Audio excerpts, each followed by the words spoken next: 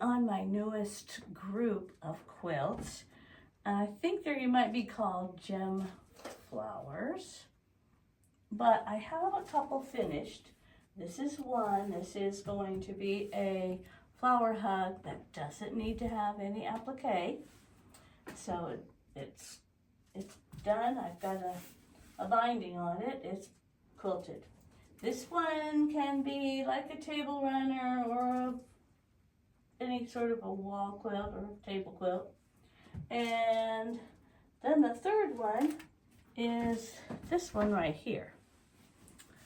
And I wanted to show you this because I imagine you may work kind of like I do. I don't I work, and when I get to one place, then I'll decide what I'm going to do next. And then I get there and then I decide what I'm going to do next. So that's the way I do my quilting. I might start in one place and go, well, now what am I going to put here? What am I going to, but this one is finished. I have finished the quilting. I have taken rulers and squared the quilt up. And then I thought, I don't know if I want to put a binding on. I don't want to use binding in this fabric because I really like this border fabric. If I have a little bit left, I might use it on something else. I thought, oh, I could make binding with a black binding, and that will work. But then I thought, I think I'll make a facing for this quilt. So I thought I would show you how easy it is. I've done facing for quilts before, but not in quite this way. So I thought I would show you how to do that. I've measured the quilt lengthwise, and when I measure, I make 2 or 3 different measurements to get. And I always do that on whatever quilt I'm making. So you want them all to be, you want to make sure that they're all about the same. And then I measure the height. So once you have that done, to do this facing, you need to cut some strips. You need to cut 2 strips that are about the height of your quilt and 2 strips that are about the width. Now, I don't think these need to be this long. When I start sewing, I may cut some of them off. You also need 4 triangles. And these are 4 triangles.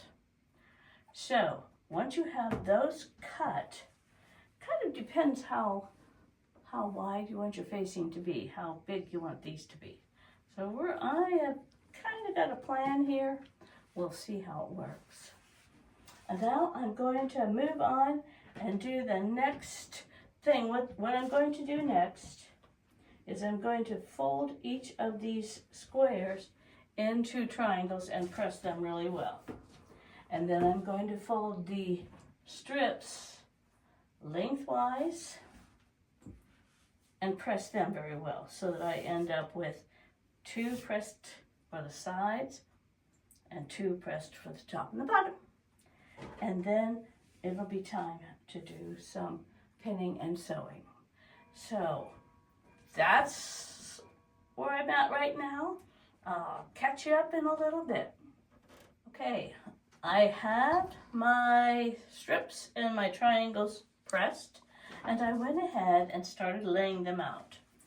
I've laid out a corner, on each of the corners I've laid out the triangles so that the folded edge is towards the inside of the quilt top. And these edges are the squares. I'm still not sure about how the size of those, but it looks okay. Then each of the longer strips, I have laid them out, and you don't want to lay them all the way to the edge, but you want to lay them so that they go past this triangle. So I lay them there and pin them. So I pinned this all the way down. Here's my other triangle. Again, I have I don't know if you can see because this is black. Here's the second triangle, because I put all of the triangles out, and then I laid this one, but I don't want this one to go to the edge, so I used my scissors and just clipped it off. I clipped it off so it overlaps the triangle about, I don't know, 1.5 inches or so, so that it's going to cover and be inside of that.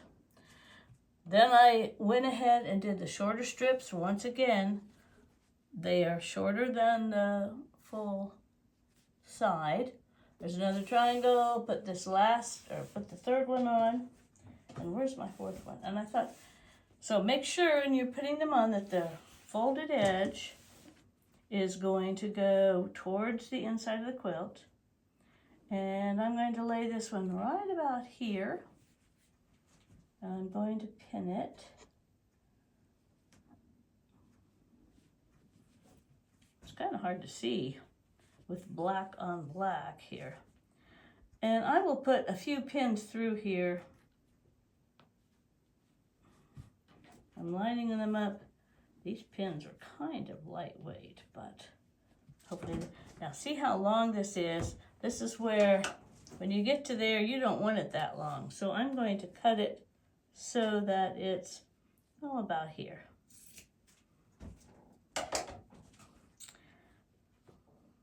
You can keep that in mind when you're making your strips. You probably are not going to need the full length or width of your sides. So everything now is ready, and I am going to go to the sewing machine, and I'm going to sew a 1/4 inch seam through all of these layers.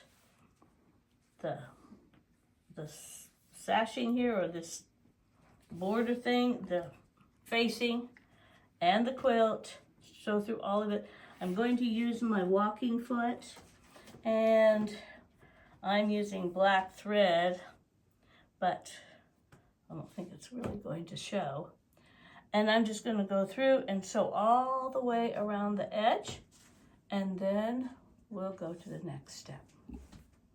So I have done my stitching all the way 1/4 inch around the whole quilt, and I'm ready to turn things to the back, even the corners. But before you turn them, you need to trim off your corner because you don't want that extra bulk. And so I did on 2 of these, and you can just take a scissors, and as long as you don't cut into your seam, just cut that extra off, and then you're ready to flip things around. So when you have that done, you can take these 2 facings and the corner facing where the triangle piece is, and now you're going to have to do a little finagling to get that point out. Luckily, I have different tools, and maybe one of those I can work the corners flat out. But mainly, you're going to turn these over, and you're going to press really good so that you have none of the facing showing on the front of the quilt.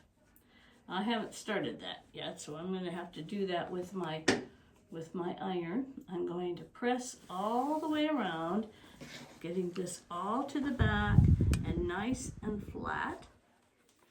And then once I press it on the back, I'm probably going to turn it over and press it on the front really well. And then the finished part is you can use a hand stitch and stitch around this. Or I think what I might do is I have planned it so that it should come right about in the center of some stitching that I have on the border. So I might just do a straight stitch right down the middle of these curvy stitches here, and nobody will know the difference, and it will be stitched down. And even when it's stitched down, I think there will be a little bit of a corner left here if I wanted to it would be, I could put a rod in this corner and that would hold it up. It's not that wide of a quilt. So I could use a, have it hanging on a rod, no bigger than it is. I may just use some command strips to hang it up if I want to hang it up somewhere. So I think that's it on adding this nice facing.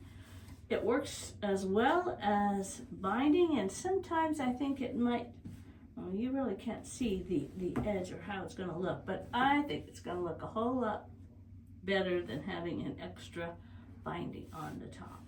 Okay, I got it turned around, turned back, I had it pressed. I decided that the best thing to do, or the easiest thing, and maybe the best thing, was to make a straight stitch on my sewing machine. I pinned it, and then I put it on the sewing machine and made a straight stitch. I used the same blue thread that I used on this border. It's kind of, I have 2 wiggle stitches here. And so I wanted the straight stitch to come sort of in between the wiggle stitches, the best way that I can describe it. And this way I could very easily use my walking foot, because there's a lot of bulk in here. I could use my walking foot and lay this down on the edge of my machine. I had a place where I could lay it and make it sort of straight. So it's all the way a straight stitch all around, and I think it looks great. On the back, here's what the back looks like. You can see that straight stitch, and then I still have a little place if I do want to hang it up with a pole or a rod or something. I probably will just use some command strips.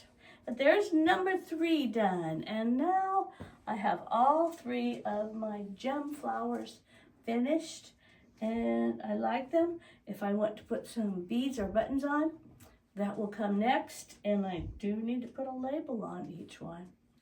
So gem flowers in 3 different types of quilts.